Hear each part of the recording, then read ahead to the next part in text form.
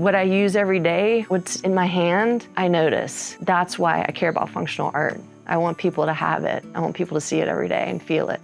My name is Margaret Kimble, and I'm the potter behind MK Clayworks. I first was introduced to pottery as a camper at Rockbrook Camp, and that's here in Transylvania County. I grew up in Mississippi, and I was lucky enough to go to camp in the mountains every summer.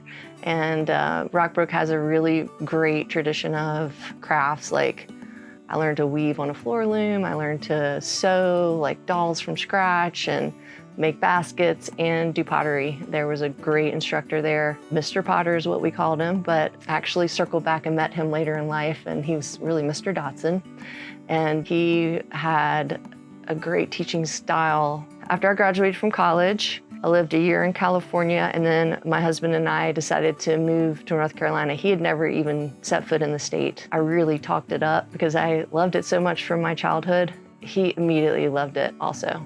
So we bought land in '98 and moved here, and I connected with the family that I described from camp, the Dodsons. So they own Mud Dabbers Pottery here in Brevard. Elder Mr. Dodson, more like my grandfather's age, or maybe in between my dad and my grandfather, and his son, who's more like my age. John Dodson, the current owner, very generous man, has a kindest heart, and if you care about pottery and you want to learn about it, he makes a place for you there. Luckily for me, this is just an area that is rich with tradition and full of kind and generous people. Even though I was an art major, I met my husband, the man who would become my husband when I was in college, and he already was a practicing artist. You know, he was already doing it and making money, and I just thought, you know, I don't have to do that for a living. I'll have a hobby. And so we spent a couple years building our own house and, you know, basically playing, and then I went back to school. And I got my master's in physical therapy, and I was a physical therapist for many years. But I always had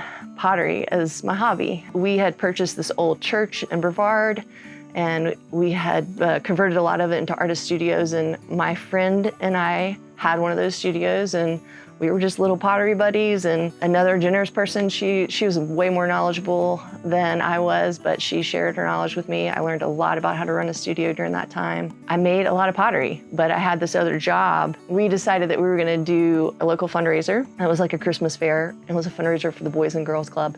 So we set up our little booth, and I mean, I just totally sold out. Got feedback from the public really for the first time. And at that same time, a store approached me and said, you know, we're opening in Brevard, and we want more of a contemporary voice in ceramics, and we haven't seen anything like this here, and we also want exclusivity, so we want to be your sole representation. At first, I felt like, oh, I can do both. You know, my kids were getting older, they were driving, and had more time than I had had previously in my life. So I did do both. I kept my job as a physical therapist, and I was able to fulfill my contracts with this store. It was like a dreamland. I mean, honestly, I felt like this wonderful career had been handed to me, and I didn't even have to work for it. It just like kind of came right up to me. But then right around Helene, that store closed. But it was like one of those times where challenges end up being opportunities, because I reached out to other stores in the community, and I gotten several new galleries. Really what I'm most grateful for are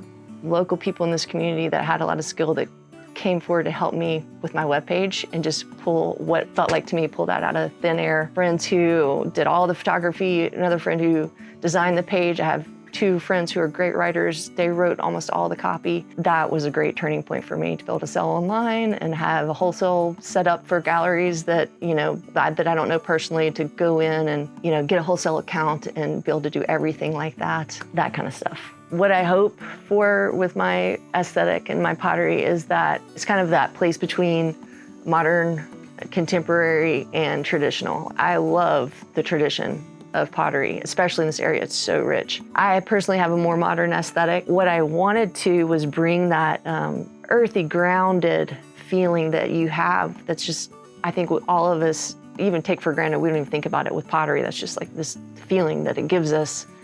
I wanted to bring that into the, you know, modern aesthetic. In other words, preserve the warmth. A lot of modern aesthetics can be kind of cold and a little bit sterile. And I wanted to have that clean, kind of uplifted, light feeling, but also really feel the warmth of it. That's what I'm hoping people see in my work. I love doing functional pottery. It's not the way to make money as a potter, but I can't stop myself from making functional pottery. I want in my life, in my house, I want my art in my hands. I mean, I want to interact with art. I think for me, it gives me a lot of meaning in my work to know that I'm bringing joy like on a daily basis. I'm bringing beauty on a daily basis. It's like something you're going to pick up and use and think, there's beauty in this world. I have a lot of respect for a lot of different mediums, and I'm a huge art collector myself. I love the art I have on my wall, but I can sometimes just walk past it and not see it. But what I use every day, what's in my hand, I notice. That's why I care about functional art. I want people to have it. I want people to see it every day and feel it. When I want to make a piece, I'll say a mug. I first get the clay, I cut it, I wedge it. So when you get your fresh clay, maybe there's a little bit, a part that's drier, a little part that's wetter, and that means that it's gonna dry unevenly and warp. So you wedge it, you get all the air bubbles out, and you homogenize the moisture content. You weigh it. So my mugs are 2.25 pounds. I weigh it on my scale. I cut it and I roll it into balls, and then I set those balls by my work table. And then I sit at my wheel, and this is the part that everybody thinks of as like making pottery, but it's like 10% of making pottery. I just throw the shape. That part just is like that. So I throw usually 12 or so, because that's what fits on my boards the best, my work boards. I pick those up, I put them on my drying racks.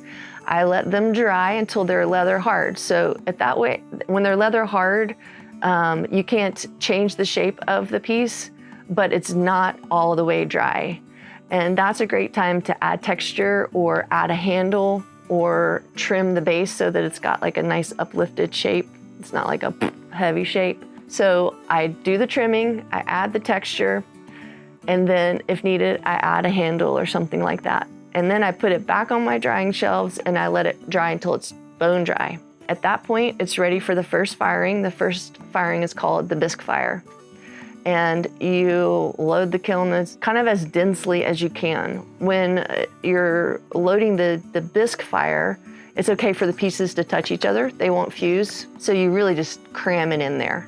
And it's a lower fire. And when it comes out, it looks like terracotta, like you had a terracotta flower pot. At that point, you can kind of flick it and it dings, and then okay, that was a good firing. It's hard. I'm not gonna crush it in my hands as I'm moving it around. So you take that piece, that mug, for instance, and you turn it upside down and you put wax right along the bottom so that when you glaze it, it resists absorbing glaze right there. You take all your bisque ware with the wax on it and you dip it into the glaze that you've made previously in big buckets. You wipe it down, you kind of get rid of any glaze irregularities, you load that back in the kiln, and you fire it at a much higher temperature. Being an artist or making your living as a crafts person, to me, the inspiration is more about like who's living this life, because it's kind of a hard life.